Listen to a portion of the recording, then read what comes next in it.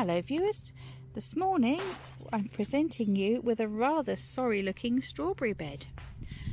These are our Alsantas, and last year we took some runners off and made this second bed, but it's looking rather sorry for itself, this one. But all is not lost. We're going to take a look and see what's underneath all these dead leaves.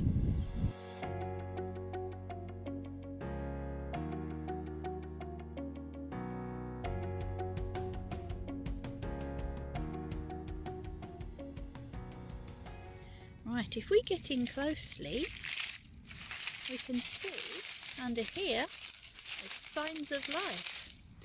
And what happened was these were so prolific last year, they've, despite me cutting all the offshoots off, they've given loads and loads and loads, and these are just the leaves that are left over. So what I'm going to do is I'm going to start in one corner, and I'm going to work through, take the dead leaves off, take the runners off. Rose is working. Say hello, Rose. Hello. Rose is working. She's filling some small pots with compost. And what are you doing that for, Rose? So we can plant strawberry runners. Yeah, so we are finding a few runners in the path that are still alive. So we're just going to pop those up and they will go towards Rose's plant sale in the spring. And this is afterwards. We've got over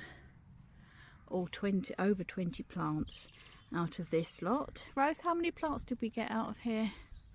We made a start on this one.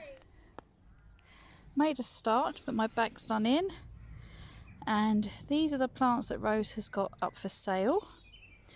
And we've got some here, which are a few extra. I've already planted some in a friend's bed up the way. I'm just going to add these to it.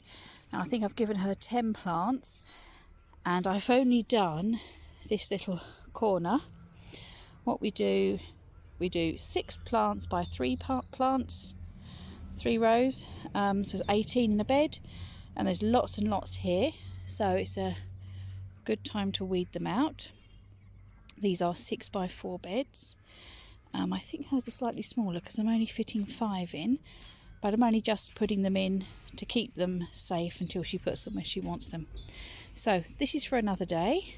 We're off home, and I'm off for a hot bath to soak my poor back. We'll see you later. Thanks for joining us. Bye bye.